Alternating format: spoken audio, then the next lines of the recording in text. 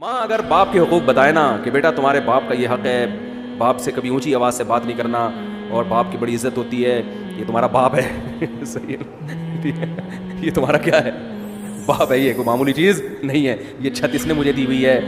اور یہ وغیرہ وغیرہ جو بھی شوہر کے فضائل مستحضر ہوں اس وقت سوچ بچار پہ غور و فکر کر کے مطالعہ کر کے جو ذہن میں آ جائیں عورت کے اس وقت کہ بھئی یہ اس نے مجھے چھت دی ہوئی ہے، اور دیکھو یہ جو میں تمہیں پراٹھے کھلاتی ہوں نا صبح صبح، تو پراٹھے تو میں کھلا رہی ہوں لیکن خرچہ کون کر رہا ہے؟ بچوں کو نا ابا کی احسانات نظر نہیں آ رہے ہوتے، اماں کے نظر آ رہے ہوتے ہیں کہ اماں پیمپر بھی چینج کر رہی ہوتی ہیں، واپس دوسرا لگا بھی رہی ہوتی ہیں،